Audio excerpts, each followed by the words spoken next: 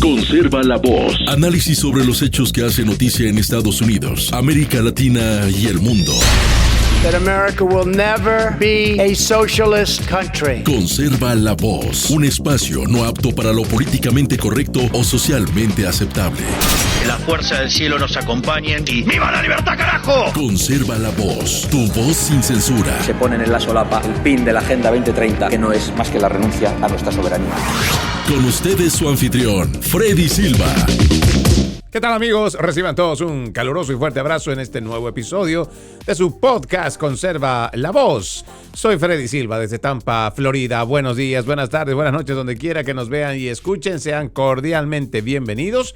Hoy el calendario marca miércoles, déjenme ver, 17 de diciembre del 2025. Nos queda menos de la mitad del mes. Y nuestros mejores deseos que a medida que se va acercando el día de Nochebuena, nunca se nos olvide qué es lo que estamos recordando. Es la natividad, es el nacimiento del Salvador del mundo, el nacimiento de nuestro Señor Jesucristo. Entiendo que en lo que va de este país y además la influencia que tiene en el resto del continente, hemos llegado a confundir o creer incluso que la fiesta se trata de un señor de barba blanca y de color y atuendo rojo y que trae regalos para todos. Sin embargo, esa no es nuestra tradición. Nuestra tradición, sí, parte donde los Reyes Magos llevan ciertos regalos al Señor Jesús en el momento que nace, nuestro Señor Jesucristo cuando nace, allá en Belén, en un pesebre. Pero no necesariamente esto debe traducirse como una obligatoriedad, tanto de los padres o de los hermanos o de la familia, de hacer un regalo a alguien. Por supuesto que no. Lo que tenemos que entender es que debe primar primero, disculpe la redundancia, que nosotros celebramos ese momento histórico que es parte de nuestra fe y que es parte de nuestras tradiciones, que además representa la esperanza de un nuevo mundo y de personas mejores, porque Jesucristo ha muerto por nosotros en la cruz, porque Jesucristo ha dado su vida por nosotros para que podamos renovarnos, para que a través del perdón y el arrepentimiento y el no volverlo a hacer, emprendamos una vida nueva. Y ahí está, el mejor regalo que pudimos recibir, el nacimiento del Señor Jesucristo, y al cual se supone nosotros celebramos este 25 de diciembre y la Nochebuena, no se vaya a olvidar, también tiene que asistir a la misa. Y le repito, el tema parte por inculcar a nuestras familias el heredar las tradiciones aprendidas sobre la natividad, para que así el tema de los regalos, primero, no sea un estrés para usted, y segundo, que no se pierda el verdadero sentido de la Navidad. Entrando en temas políticos y en temas geopolíticos, déjeme hablarle que el día de ayer el presidente Donald Trump ha sorprendido a más de uno en el sentido de la propuesta que está haciendo para combatir no solo el narcotráfico allá en aguas del Caribe.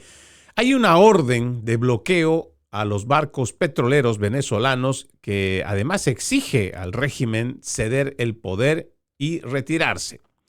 El presidente Donald Trump, en este artículo del New York Post, ordenó un bloqueo total y completo de todos los petroleros que se dirigen a Venezuela y salen de ella, al tiempo que calificó al país de organización terrorista extranjera y exigió que el régimen devuelva todo el petróleo, la tierra y otros activos que nos robaron anteriormente. Hoy ordenó un bloqueo total y completo de todos los petroleros sancionados que entren y salgan de Venezuela. Fue la declaración ayer en Truth Social por la noche. Estados Unidos no permitirá que criminales, terroristas u otros países roben, amenacen o dañen a nuestra nación y de igual manera no permitirá que un régimen hostil tome nuestro petróleo, tierras o cualquier otro activo, todo lo cual debe ser devuelto a los Estados Unidos inmediatamente. Si bien no está del todo claro a qué petrolero y tierras robadas se refiere, según este artículo, el predecesor del líder venezolano Nicolás Maduro, Hugo Chávez, nacionalizó algunos yacimientos petrolíferos y esencialmente se apoderó de participaciones de empresas extranjeras como ExxonMobil. Venezuela tiene las mayores reservas de petróleo conocidas del planeta y produce aproximadamente 1 millón de barriles por día, aunque el régimen ha estado en gran medida aislado de los mercados globales debido a las sanciones estadounidenses. Ahora, veamos esto, ¿no? ¿Por qué mucha gente tiene esta idea de que Estados Unidos, en su afán imperialista, quiere apoderarse del petróleo venezolano? Yo creo que esta es una narrativa impuesta desde Hugo Chávez Frías, quien constantemente hablaba de esta situación, ¿no? Y siempre fomentando este sentimiento anti-yanqui, que nosotros no necesitamos de la intervención o la injerencia estadounidense y que nosotros podemos llevar adelante nuestras naciones con libertad, soberanía y con autodeterminación de los pueblos. Pero me pregunto yo, han pasado más de 2 décadas de esa autodeterminación de los pueblos propuesta por la Revolución Bolivariana. ¿Y en qué estamos? Estamos en lo que estamos. En una realidad que muestra a una Venezuela que durante esas más de 2 décadas de dictadura han tenido el más de 1000% de inflación. Revisen las estadísticas. No vaya a creer que aquí, haciendo uso del micrófono, queremos simplemente decirle por decir que Venezuela, su moneda devaluó tanto, o sea, se ha devaluado tanto. Revise los datos 2015, 16, 17, 18, 19, para que usted más o menos tenga una idea. No le estamos hablando cuentos. No nos estamos inventando historias, como generalmente lo hacen los socialistas. Estamos hablando de hechos. Según ellos, y esto viene además de la escuela del Foro de Sao Paulo, una organización malparida que trajo Fidel Castro. Y toda esta idea de la revolución, de que debemos ser anti-yanquis y debemos de buscar la soberanía, y no importa matar de hambre a la gente, el tema es tener dignidad. Imagínese. Y la gente se lo ha creído. Y ha apostado por esta gente que en el discurso eran buenos, en la retórica eran buenos. Y además, las ideas eran genuinamente creíbles, creo, al principio, de que iban a luchar contra esa clase poderosa, los burgueses, los neoliberales, los de derecha, ¿no? Pero cuando entra el surderío al poder, y esto no es una apreciación personal, no es simplemente una especulación o una idea salida de la mente conspiranoica mía. No. Vaya y revise los datos que tenemos para poder encontrar cómo los socialistas apenas entran a los gobiernos, entran a robar.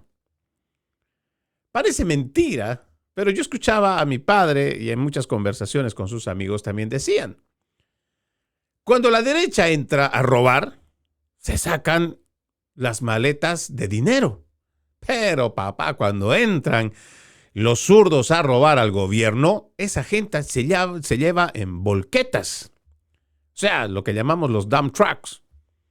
Esa gente se lleva dinero, pero por montones, porque esos sí entran de verdad a robar y descaradamente. Muchos casos podríamos nosotros mencionar. Casos de corrupción, enriquecimiento ilícito. ¿Saben qué es lo peor de todo esto? Que estos mismos zurdos, cuando ya tienen más de 10 años en el poder, se las ingenian para poder cambiar las leyes. Sí. Incluso llevan a referendos constitucionales para que su constitución sea modificada. Así de sinvergüenzas son. Secuestran desde el poder ejecutivo, secuestran el poder judicial. Por eso la corrupción campea. Por eso no hay oportunidades de trabajo. Por eso es que se trata de capitalizar como sea, centralizar ahí todo el poder para que también el dinero sea centralizado ahí y no compartirlo con el resto de sus ciudadanos. Así de sinvergüenza son estos ladrones. Siempre llevando la bandera de la dignidad, siempre diciendo que son pueblos libres. Mentira, no es que sean libres. Ahí tenemos este ejemplo para que usted pueda ver, revise solamente la historia económica de Venezuela. Ya no le puedo siquiera decir que revise la historia económica cubana porque no necesita registros. Primero porque no los ofrecen. Usted sabe que la dictadura castrista no hace el más mínimo esfuerzo para ser claro ante el mundo, y mucho menos a su población. Son ellos los ricos, los que viven en una vida de ricos. No es un invento mío. Y esto es una de las publicaciones que ha hecho la revista Forbes, donde usted fácilmente puede encontrar a la muerte de Fidel Castro cuántos millones de dólares dejó este hombre. Y no es un invento mío. Y no solamente esta publicación. Usted puede revisar, hay datos que son sorprendentes. Se hablaba de por lo menos una fortuna de más de $800 millones, no de peso local. $800 millones que deja Fidel Castro a su muerte. Lo que es contable o relativamente contable a la muerte de Hugo Chávez Frías es más o menos parecida. Quien lo está disfrutando, o casi siempre lo disfrutó, fueron los hijos, o una de las hijas, una de las más prominentes de las cuales podíamos decir que pues ella sí ha disfrutado todo el dinero robado de los venezolanos. Pero como ella, muchos otros. ¿Qué de bien le han traído a su población? ¿De qué libertad están hablando cuando en el SECOD o en cualquier otro ataque que han llevado adelante los de la Guardia Nacional Bolivariana han desaparecido gente, han torturado personas, han hecho escapar a los venezolanos de casa, les han expropiado, les han robado sus propiedades? Y hablan de libertad, así descarados.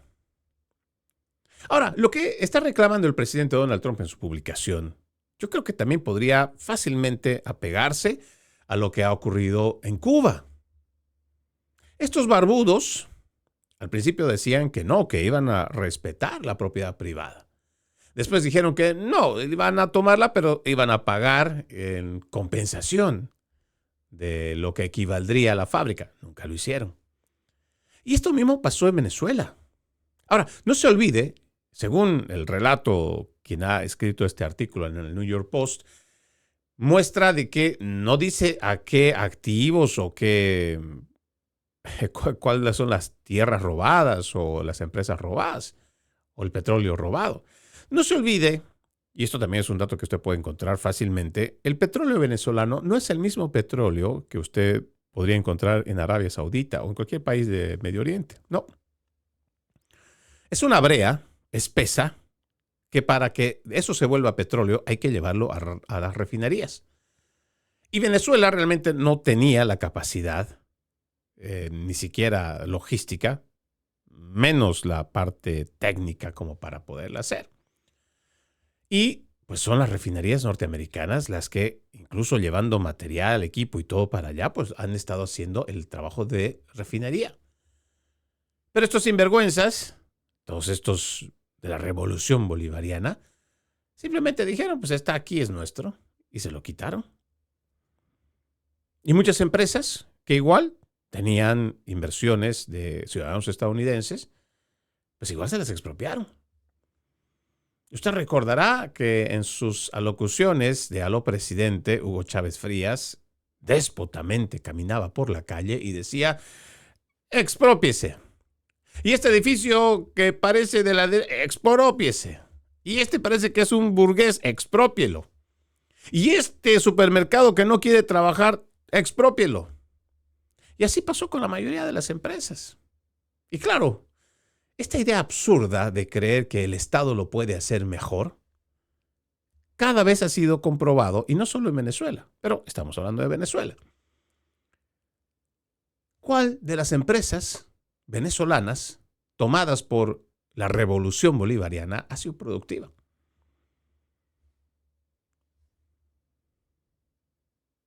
Ese silencio es largo. ¿Y sabe por qué? Porque así de largo es el resultado. Vacío. Lamentablemente han llevado a una nación extremadamente rica, y no solo en petróleo, en minerales, sino sobre todo la riqueza de su gente. La han llevado a la miseria. Porque no solamente le cercenaron las libertades, sino también le robaron la esperanza de prosperidad. No importa lo que hicieras, ellos tenían la razón. No importa el esfuerzo que hicieras, ellos te lo iban a quitar. No importa lo que quisieras para tu familia. Sí, no importa. Ellos se lo quedaron y se lo repartieron entre ellos. No importa cuánta justicia y cuánta evidencia tenías tú para presentarte ante la justicia. Ellos ya la tenían comprada. Ya al venezolano, por último, no le quedó más que renunciar a su nación, renunciar a su familia, renunciar a sus costumbres, a sus comidas, a sus tradiciones y huir, porque no les quedaba de otra. Ya habían perdido la dignidad, ya habían perdido la libertad y también les robaron la esperanza. Ya ni hablar de las propiedades. Y muchos de ellos están aquí. Y muchos, lamentablemente, no se atreven a levantar la voz porque creen que no es posible liberarse de este yugo del narcotráfico. Pero creo que están en la mejor oportunidad. Es ahora cuando el venezolano, en vez de seguir esta narrativa que quieren poner los demócratas aquí en los Estados Unidos para culpar al presidente de querer iniciar una guerra, es aquí donde los venezolanos más bien deberían estar activos. Es ahora cuando Venezuela tiene que estar unida contra el régimen, no contra el presidente Trump, no a favor de Petro, no a favor de Claudia Sheinbaum, no a favor de Evo Morales. Por supuesto que no. Ahora es cuando tiene que forjarse la libertad y hacerle entender al resto del venezolano y sobre todo a la comunidad internacional de que lo que está proponiendo el presidente de los Estados Unidos, el comandante en jefe del ejército, es que se ataque al narcotráfico. Por eso lo ha designado al cártel de los Soles como un cártel terrorista. Porque hay que ir en contra de este cártel. El cártel que hoy ha sometido y que tiene sometido al pueblo venezolano. No es una guerra contra los venezolanos, por favor, háganle entender eso a su gente. Ahora es cuando hay que hacerse a un lado para que vayan detrás de la cabeza de la serpiente en Venezuela. Porque los verdaderos mafiosos, los verdaderos maleantes están en Cuba. Y seguramente será el paso siguiente. Pero primero habrá que terminar con la dictadura en Venezuela. Y son los venezolanos los que en vez de sentirse ofendidos por esta declaratoria del presidente de tomar el petróleo venezolano, más bien deberían estar alentados. Total, ¿qué más da si usted, venezolano, no recibe $1 de ese petróleo que ellos se están beneficiando? Y con ese dinero que están importando, con ese dinero que están recibiendo, le siguen pagando a los militares para que usted no pueda tener libertad. ¿Qué más da? Y a la comunidad internacional, ¿cuánto más va a soportar el pueblo venezolano esa humillación de vivir en un país rico, estar sentado en una silla de oro y muriéndose de hambre? ¿Cuántas veces no hemos visto videos de venezolanos indignados mostrándole al mundo la calidad y cualidad que tienen sus hospitales dejando morir a los enfermos ahí? ¿Cuántos? Es que realmente esto es hasta... es insólito. Todavía gente que ante el anuncio del presidente, apenas pasaron minutos, ya comenzaron a atacarlo. De que se está robando el petróleo venezolano. Por favor, hay una larga lista de demandas de Estados Unidos contra robos que ha hecho Hugo Chávez Frías por décadas. Y le digo, hay que sentar precedente, porque a partir de ahí ya no hay que esperar tampoco la justicia divina que ha esperado muchos de los empresarios estadounidenses o cubano-estadounidenses que terminaron saliendo precisamente por la persecución del narcocastrismo. Ahora es cuando. Venezuela tiene que estar despierta, Venezuela tiene que estar unida, Venezuela tiene que estar armada de valor. Ahora es cuando pueden deshacerse de los chavistas, del narcotráfico. Seguramente el proceso que vendrá una vez se pueda desbaratar a el cártel de los Soles, al narcogobierno. Lo que vendrá seguramente no será sencillo. No será sencillo. Pero ahí es donde también se va a necesitar al venezolano unido. Pero unido en convicciones. Unido en querer restituir lo que les han robado. Su historia. Una historia que ellos la reescribieron, los socialistas reescribieron la historia del venezolano. Y se aprovecharon de esa gran historia libertaria que han tenido.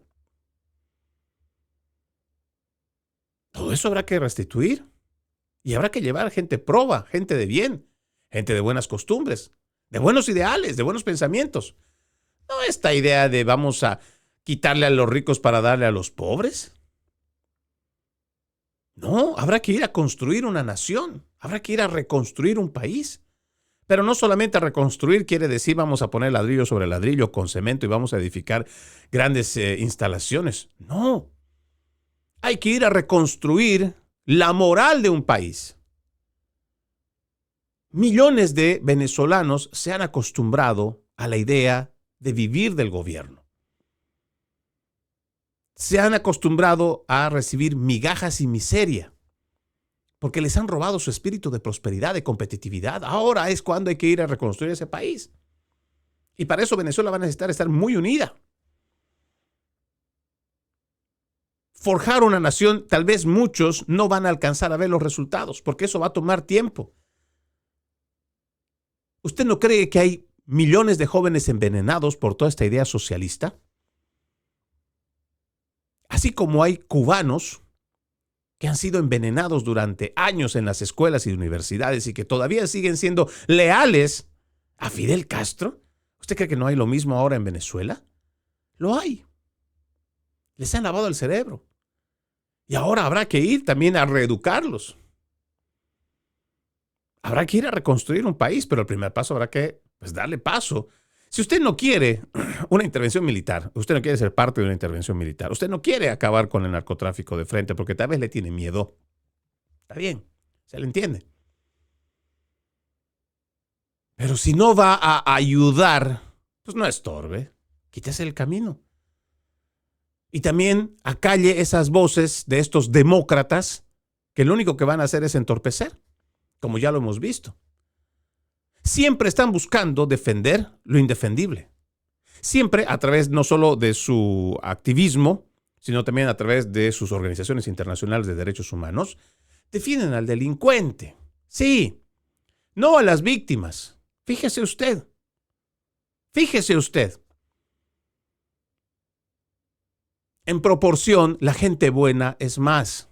La gente que respeta la ley, la gente que es temerosa incluso de su oficial, por eso lo respeta, por eso lo aprecia, porque ese oficial en algún momento puede dar la vida por usted. Esa gente es mayoría. Pero el delincuente, el que es capaz de agarrar un cuchillo, un machete, una pistola para matarte, o simplemente para robarte, para atracarte, ellos son menos. Pero como hacen más ruido, como ellos además no le tienen miedo, ellos pueden más. Y ahora estamos teniendo ante nuestros ojos, estamos viendo una realidad histórica única. Si es posible para los venezolanos, créanme, va a ser posible para Cuba, para Nicaragua. Incluso pensando en México, que ya tiene años secuestrado igual por el narcotráfico. No podemos esperar de nuestros políticos cuando estos politiqueros han sido siempre vendidos. Cuando siempre han estado procurando más su bolsillo, ellos siempre dicen que van a sacar de la pobreza a la gente. Pero ahí no le dicen el cuento completo y usted se lo cree. Ellos van a sacar a la gente de la pobreza, pero a su gente, a su familia, a usted no. Si no vea la situación en la que está. Por eso es importante que nosotros aprovechemos esta realidad histórica a la cual se nos ofrece. Y no hablo solo de Venezuela, sino de todo el continente. Hay la posibilidad de liberarse del narcotráfico. Hay un presidente que está dispuesto a luchar por nosotros. Hay una nación que generosamente está poniendo ahí a su ejército para poder derrocar al narcotráfico.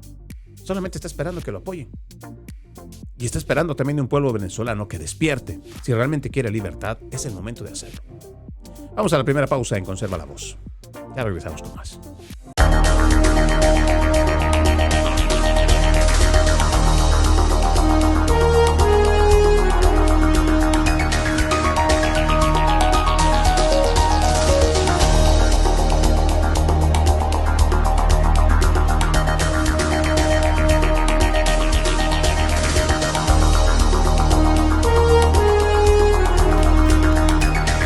Continuamos con más de su podcast Conserva la Voz.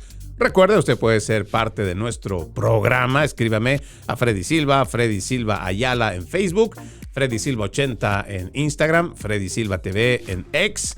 igual que en TikTok y YouTube. Le agradezco que me ayude a compartir mi contenido. También lo invito a que vea loramediatv.com. loramediatv.com es el espacio donde no solo encuentra este programa, sino variedad de programas con información objetiva. www.loramediatv.com, www.loramediatv.com. Vamos a ir viendo los datos, además, información que nos parece importante del panorama doméstico de los Estados Unidos. Aquí hay un informe que habla sobre un trío de inmigrantes ilegales chilenos acusados de robar a estadounidenses adinerados en el estado de Wisconsin. Se trata, como dice el encabezado, de 3 inmigrantes que vienen de Chile acusados de robar una residencia en Waukesha, Wisconsin, sospechosos también de robar varias otras residencias en ese estado. Los inmigrantes ilegales en Herbert Rojas Silva, 19 años. También tenemos a Leandro Pino Uribe, de 20 años, y Luciano Silva Cifuentes, de 26 años.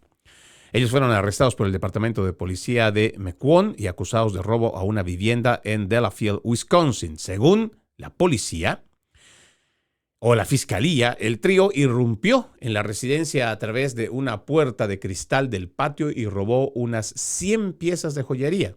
La policía cree que el robo coincide con los métodos empleados en varios otros robos a viviendas en localidades vecinas. Estos 3 inmigrantes ilegales permanecen en la cárcel bajo fianza mientras esperan una audiencia el 17 de diciembre. Los arrestos se producen después de que fiscales federales acusaran en febrero a 7 ciudadanos chilenos de irrumpir en casas multimillonarias de atletas profesionales como Joe Burrow, Patrick Mahomes y Travis Kelce, una red de robo sudamericana con base en Chile, supuestamente responsable de enviar a los nacionales a Estados Unidos con el único propósito de robar a estadounidenses ricos. Y esto usted puede pensar que se trata de algo nuevo que han encontrado la policía, la fiscalía, nuestras autoridades del cumplimiento de la ley. Pero no es así. El momento que nosotros empezamos a revisar, el crimen organizado ya viene décadas haciendo de Estados Unidos su objetivo. ¿Sabe por qué? Por esta misma idea que nos plantean los zurdos, los comunistas, los socialistas, los demócratas, los progresistas. Todo este wokeismo que nos dice que tenemos que entender la justicia social. Que de alguna manera la gente que es rica o la gente de clase media alta o la gente que ha prosperado con su esfuerzo y tiene una casa, no una casa regular de 200, 300 mil dólares, sino una casa de 700, de 800, de $1 millón, pero gente que lo ha hecho con su esfuerzo, con su trabajo. Y muchos de ellos son inmigrantes nuestros. Nuestros. Pero ¿saben qué nos dicen estos? Los socialistas. Nos dicen que por alguna razón tú eres culpable de tú tener mucho y que la gente pobre no tenga nada. De que tú eres culpable y que por ello tú tienes que tener algún tipo de,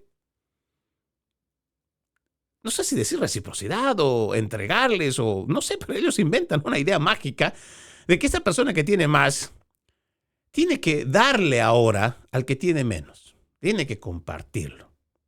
Entonces, esta idea va escalando, porque usted revisa, digamos, las legislaciones que se van haciendo en Occidente, y esto parte desde Francia. Usted va a encontrar la legislación en el Reino Unido, va a encontrar igual en España, que es de donde generalmente copiamos muchas de las leyes, porque como está en español ya ni siquiera se toman la molestia de traducirlo.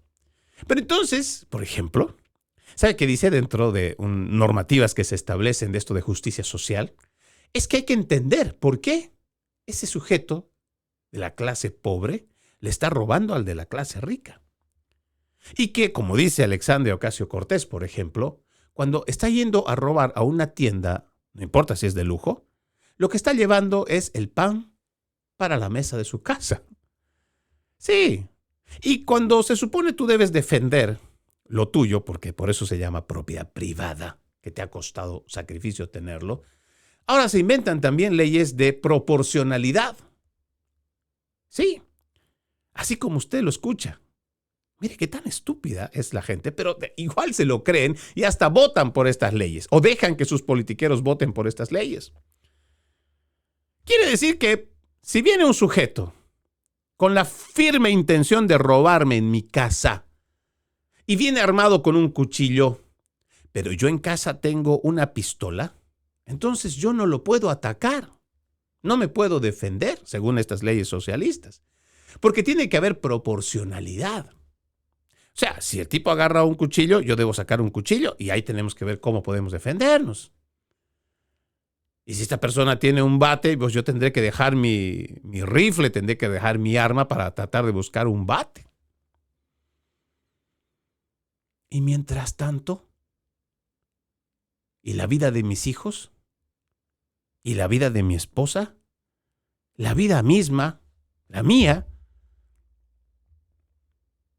Siempre están estas leyes a favor del delincuente. Por eso le decía, el problema de los derechos humanos y sus organizaciones es que no velan por el derecho humano de la víctima, sino del delincuente. Y ahí tenemos graves problemas. Pero, como le digo, lo que está pasando en los Estados Unidos no es algo nuevo. Al revisar, por ejemplo, esta noticia de estos 3 chilenos ilegales que están aquí y que se trata de una multinacional que específicamente envía a estos delincuentes hacia Estados Unidos, ya lo vienen haciendo muchas otras naciones. Me he cansado de hablarle, creo, del Tren de Aragua. El Tren de Aragua es una organización criminal enviada desde el Cártel de los Soles, que está a la cabeza de Diosdado Cabello, Nicolás Maduro Moros. Pero después de ellos, si hablamos de Sudamérica, también está el Cártel de los Lobos, del que también hemos hecho énfasis gracias a una información clasificada que envía el Departamento de Inteligencia de Panamá y que pudimos conseguirlo. Pero como estos, también están muchos cárteles del narcotráfico que saben, que han identificado y que hace mucho también tienen conocimiento de dónde están muchas de estas familias ricas. ¿Sabe qué es lo más anecdótico de todo esto? Que mucha de esta gente que puede estar en California con la gente de Hollywood, que puede estar, como en este caso, en Wisconsin, de atletas millonarios, o sea, que han hecho fortuna a través de su carrera, muchos de estos ya ni siquiera lo denuncian. ¿Saben por qué? Porque son de izquierda, son de esta misma línea progresista, son estos buenitos que hablan a favor de la inmigración ilegal, que hablan a favor de todas estas politiquerías de los demócratas. Sí, de reducir y ser indulgentes con la ley en vez de castigar al delincuente. Entonces, mucha de esta gente sufre ese karma. Tristemente, ya ni siquiera lo denuncian. ¿Por qué? Porque han sido parte de este mismo progresismo. Y son parte de esta misma línea de los medios de comunicación que son antitrumpistas. Entonces, hablar, una vez que tú ya eres víctima, entonces es más vergonzoso para ellos denunciarlo. ¿Por qué? Porque detrás de ellos saben que han apoyado estas mismas políticas de las cuales son víctimas. Ojalá, al ver este tipo de informaciones, la gente deje de creer en estas tonterías. Ojalá que ya dejen de estarle poniendo en las manos de los demócratas la seguridad de la nación. No saben hacerlo porque son secuaces, son cómplices de la delincuencia.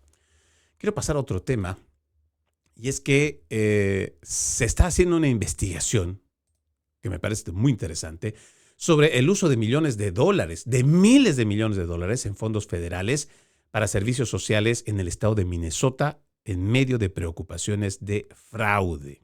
Ya tengo 2 semanas hablándole del caso de Minnesota. Allá tienen un gobernador demócrata, Tim Walz, a quien hemos visto muy activo. Y ahora entendemos por qué este sujeto habría estado tan, pero tan activo cuando se le dio la oportunidad de correr para ser el vicepresidente. Imagínese la locura.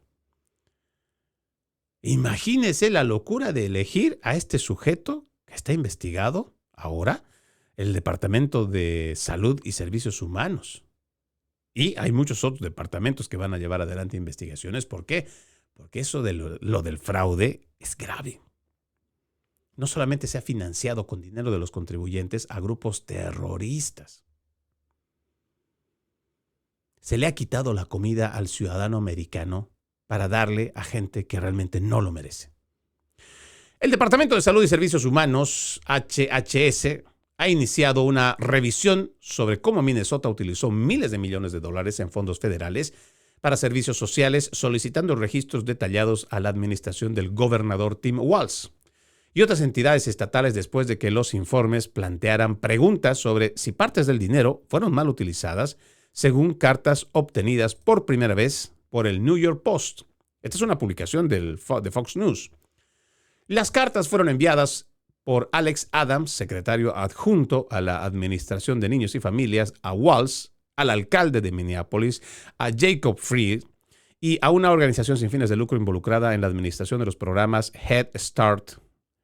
Según el Post, Adams dijo que el HHS está intentando determinar si los fondos federales de seguridad fueron desviados o mal administrados y si tal mal uso podría haber sido utilizado para alimentar la migración ilegal y masiva hacia Minnesota.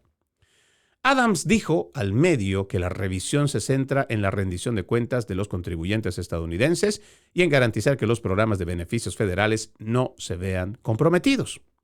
También el medio informó que Minnesota recibió más de 8.6 mil millones de dólares en fondos de la ACF entre los años fiscales 2019-2025 a través de más de 1,000 subvenciones federales.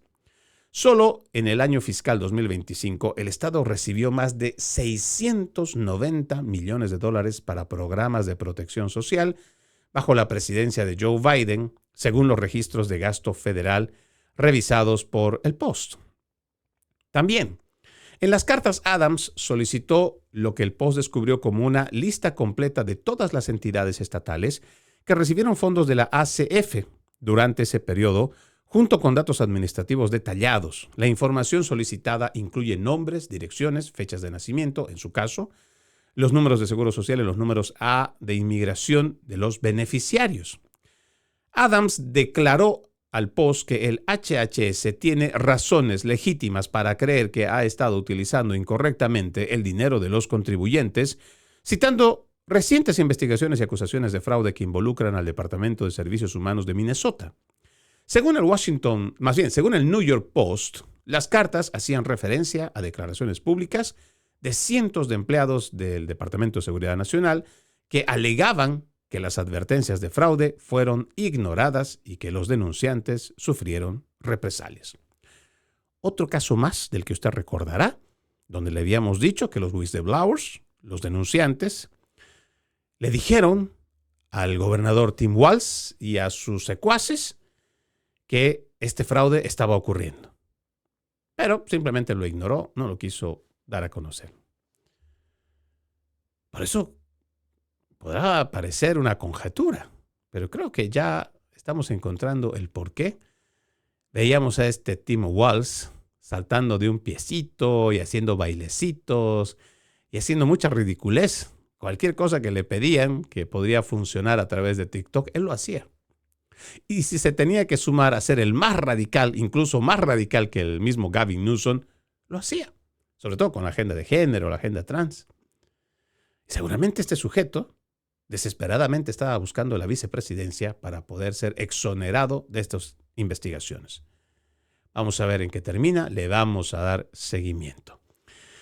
Déjeme contarle que hace unas horas nada más, 4 republicanos se sumaron al plan demócrata para forzar una votación sobre los subsidios de Obamacare antes de su vencimiento el 1 de enero. 4 republicanos de la Cámara de Representantes se separaron del Partido Republicano para forzar una votación que extendería los subsidios a la atención médica que estaban por expirar bajo la Ley de Atención Médica Asequible. Este fue uno de los debates durante el cierre gubernamental que comenzó en octubre y terminó en noviembre. Sigue siendo un factor clave a medida que se acerca otra fecha límite de financiación gubernamental, el 30 de enero, y podría ocurrir otro cierre de gobierno. Dice acá, ¿no? Just the News es la publicación, o de donde extrajeron esto, un grupo de 4 republicanos de la Cámara de Representantes, pues se unieron a estos demócratas. ¿Sabe? Yo pienso que este detalle es importante. Sobre la extensión de los subsidios mejorados de la era COVID-19 bajo la Ley de Atención Médica Asequible. ¿Por qué me detengo en este párrafo? Porque yo creo que usted ya se ha cansado de escucharme, que este tema de la pandemia del COVID-19 fue prefabricado. Y digo pre porque usted va a encontrar documentos sobre ejercicios, así como se hace, por ejemplo, ejercicios en contra de incendios o igual de terremotos. Hicieron una especie de simulacro, un ejercicio en Nueva York. Curiosamente lo hicieron 3 meses antes de que terminara el 2019. Y hay un documento pleno sobre ello y qué hacer, cómo reaccionar ante una pandemia. Pero bueno, eso es otro tema que lo vamos a discutir, no en este programa. Pero lo que yo quiero despertar su atención es que ya hemos pasado la pandemia y solo recordarle, yo me imagino que a usted le molesta, porque muchas personas perdieron sus empleos. Si tenían su pequeña empresita que estaba levantándose, terminaron quebrando. Los préstamos que se habían hecho, muchos tuvieron que utilizar, o más bien, invirtieron el ahorro de toda su vida para emprender el negocio y quebraron. Ni hablar de la parte estudiantil y académica. Hoy estamos viendo cómo, gracias a esa pandemia, muchos de nuestros jóvenes se acostumbraron a ya no estudiar. Se aceleró esta adicción a los dispositivos. Se aceleró también la dejadez y desidia para estudiar matemáticas, lectura de comprensión, cosas tan básicas. Y que hoy las universidades lo están sufriendo con millones de estudiantes que no pueden superar el primer semestre porque tienen muchísimas deficiencias académicas. Pero resulta que por alguna extraña, mágica razón, para los demócratas y también algunos republicanos, lo que nos ha dejado el COVID-19, la pandemia del COVID-19, todavía es bueno y hay que seguirlo usando. En vez de enterrar esta porquería histórica que nos ha pasado, porque realmente sometieron las voluntades de las personas a través de campañas de miedo, y los medios de comunicación fueron los principales culpables de todo esto, deberíamos tratar de dejar esto en el pasado de una forma relativamente honrosa, por lo menos ignorándola. Claro, hay que buscar constantemente llevar a todos estos sinvergüenzas a la justicia, aunque vemos que, como son los mismos politiqueros los que lo aprobaron, no son los mismos politiqueros los que se van a juzgar ahora. Pero bueno, eso también es otro tema. Lo que quiero hacerle ver es que se aprovecharon durante la pandemia para poder meternos en el lío de la inflación. Todos estos subsidios, escúchelo bien, subsidios salen de una parte y de una única parte, que es del gobierno. Pero el gobierno no genera riqueza. El gobierno no genera dinero. El dinero viene de los contribuyentes. El dinero sale de nuestro bolsillo. Y el dinero que los politiqueros hacen imprimir es un dinero falso, y es así, aunque le digan lo contrario. Imprimen dinero para devaluar el actual y generar la inflación. Hay una cosa muy oscura, pero que es a la vista simple. ¿Sabe por qué el politiquero no está en contra de atacar la inflación? ¿Se da cuenta por qué? Lo dejo un segundo pensando. Mire, generalmente en los Estados Unidos, cada cierta cantidad de años, puede ser cada 2 años, cada 4 años, cada que hay elecciones, grupos de politiqueros se juntan para ver cómo pueden seguirle sacando dinero a las personas a través de los impuestos. Pero para que exista una legalidad en ello, pues van a estas consultas. Muchas de estas consultas no prosperan, pero se tienen que esperar para que exista esta oportunidad de sacarle dinero al contribuyente con cualquier justificación, puede ser legítima o no. Sin embargo, la inflación es un proceso por el cual no requiere que usted sea sometido a un referendo y usted decida si quiere o no dar unos cuantos centavos para un impuesto. La inflación lo hace sin necesidad de recurrir a ningún tipo de legalidad, o sea, no necesita ir a ninguna consulta y la inflación no necesita ninguna legislación. Y usted dirá, pero ¿cómo es posible? Haga la matemática. A ver, vamos a ver. Tenemos un lapicero, vamos a decir que es un producto. A este producto depende cuál es el estado, ¿no? A este producto ya le han grabado un impuesto. Digamos que este cuesta $1. Dependiendo cuál sea el estado, digamos en el estado de la Florida es 7.5%. Ya hay un impuesto del 7.5% que le van a sacar a este lapicero, ¿verdad? Si este lapicero, a través de la inflación o la devaluación del poder adquisitivo, esto ya no es el mismo lapicero. No es que este se va a volver un lapicero como la de Joe Biden. No, el AutoPen, no. Es el mismo lapicero que costaba $1. En 3-4 años termina costando $2. ¿Está haciendo la matemática? No necesitaron ningún tipo de legislación. ¿Para qué? Para que este lapicero, del cual se cobraba 7.5%, ahora no es que se va a cobrar por ley 14% o 15%. No. El simple hecho de que esto se haya elevado en precio, automáticamente eleva también lo que se va a recoger a través del 7.5%. O sea, esto puede seguir siendo el mismo lapicero, que tenía un valor de $1, ahora cuesta $2.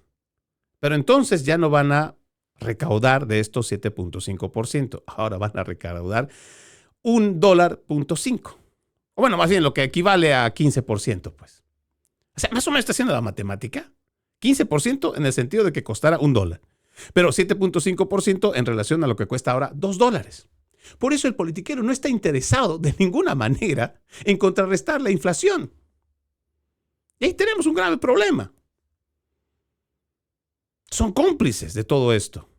Sin embargo, todavía le seguimos creyendo a todo lo que hicieron durante el COVID-19.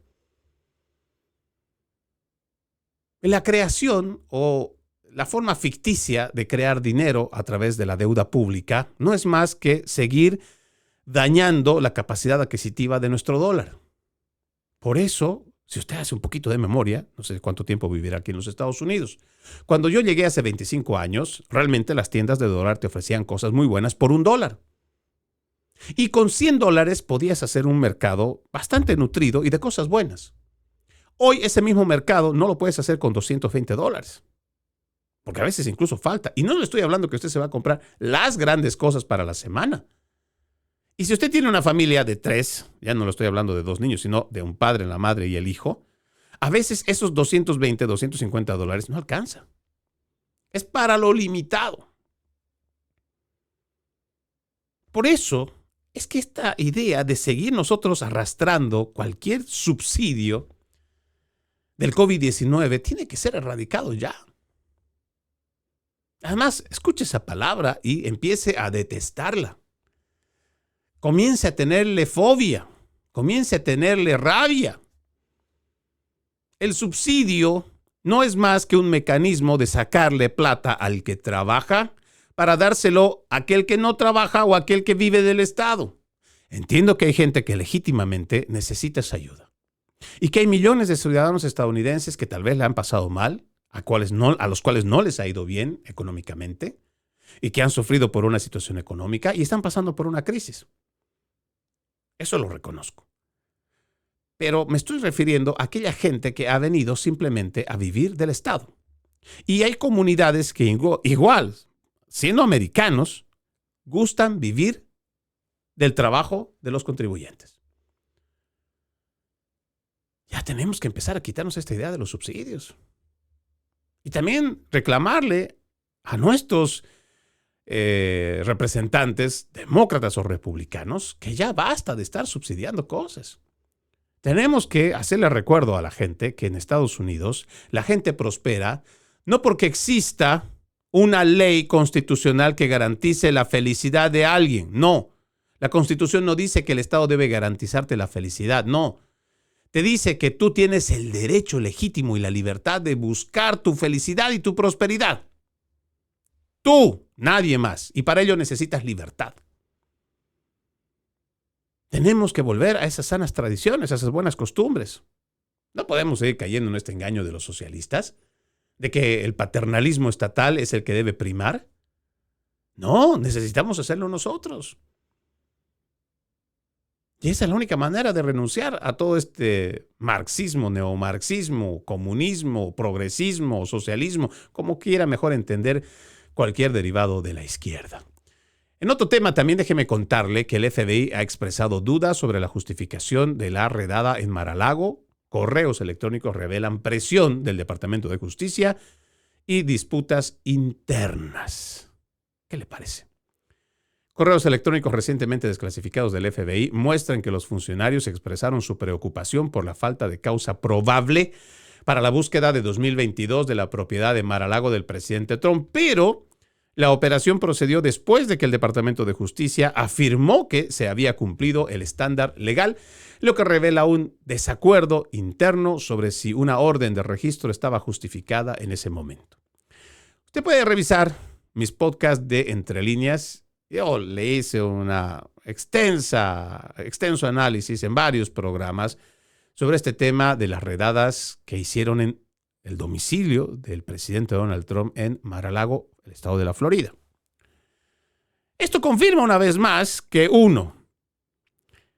el señor Merrick Garland, el entonces fiscal general, el que estaba a cargo del Departamento de Justicia, lo único que tenía en mente era una venganza personal contra el presidente Donald Trump, porque el momento que el Partido Demócrata lo nomina o lo nombra para que sea parte del máximo tribunal de justicia, la Corte Suprema de Justicia, entonces este sujeto jura, me imagino, esto es una especulación, que no va a descansar hasta hacerle la vida de cuadritos a Donald Trump. ¿Por qué? Porque le impidió llegar al máximo tribunal. Ahora imagínese usted teniendo a un Merrick Garland en el Tribunal Supremo, con todo lo progresista que es, un antipatriota, un antiamericano. Pero ahora estamos viendo, a través de estos documentos que han sido desclasificados, cómo esto ha sido una vendetta personal. ¿Cómo se inventaron, además, esto de la redada? ¿Usted recuerda que la mayoría de los medios de comunicación empezaron a difundir unas fotografías donde estaban los documentos uno detrás de otro y en el piso y estaban en orden, como si realmente hubieran encontrado un montón de esos documentos en la casa del presidente Donald Trump? Pues resulta que eso era falso también. Bueno, la fotografía no es que sea falsa, sino que no fueron tomadas en la casa del presidente, sino que ellos habían armado ya eso en otro lugar. ¿Sabe qué es lo curioso?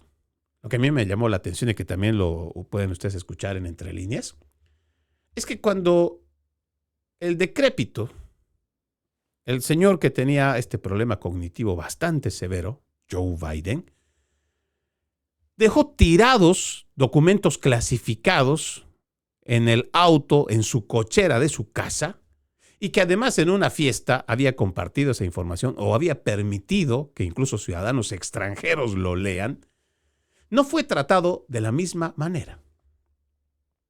Para que usted tenga una idea de cuán corrompida también está el Departamento de Justicia y ciertas agencias federales. Vamos a ir investigando a fondo también, a ver cómo termina todo esto, porque seguramente, y nosotros entendemos que Kash Patel no estará haciendo simplemente otra declaración rimbombante amarillista para que nosotros demos a conocer, sino que de una vez por todas pongan nombres y apellidos y que se procesen a quienes han sido parte de ese Departamento de Justicia, que ha corrompido y además ha devaluado la credibilidad de nuestro Departamento de Justicia. Vamos a ver en qué termina. Pero ya usted tiene una idea. ¿Sabe qué es lo más lamentable de todo esto?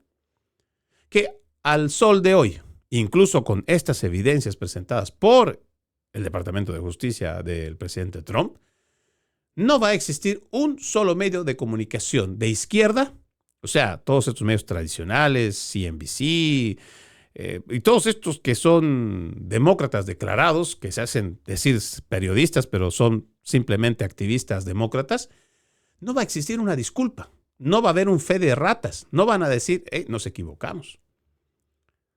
O dimos aclaraciones en base a mentiras. Y apoyamos toda esta narrativa para ir en contra del candidato Donald Trump.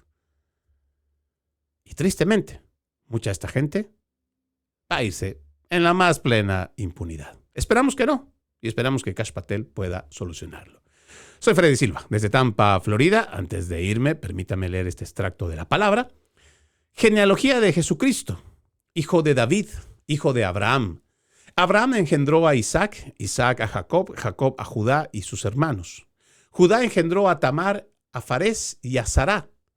Farés a Esrom, Esrom a Aram, Aram a Aminadab, Aminadab a Nasón, Nasón a Salmón, Salmón engendró a Rahab, a Booz, Booz engendró de Ruth a Obed, Obed a Yesé y Yesé al rey David.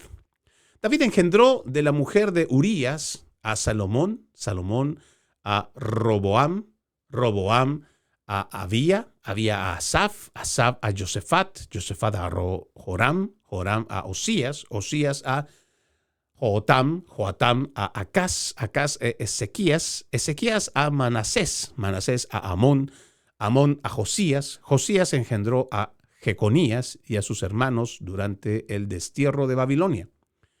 Después del destierro de Babilonia, Jeconías engendró a Salatiel, Salatiel a Zorobabel, Zorobabel a Abiub, Abiub a Eliakim, Eliakim a Azor, Azor a Sadoc, Sadoc a Akim, Akim a Eliud, Eliud a Eleazar, Eleazar a Matán, Matán a Jacob, Jacob engendró a José, el esposo de María, de la cual nació Jesús, llamado Cristo. De modo que el total de generaciones desde Abraham hasta David es de 14. Desde David hasta la deportación de Babilonia es de 14. Y desde la deportación a Babilonia hasta Cristo es de 14. Mateo capítulo 1, 1 al 17. Tengan todos un bendecido resto de jornada. Buenos días, buenas tardes, buenas noches, donde quiera que nos hayan visto y escuchado. Como siempre, ejercitemos la decencia, que nada nos cuesta. Permiso.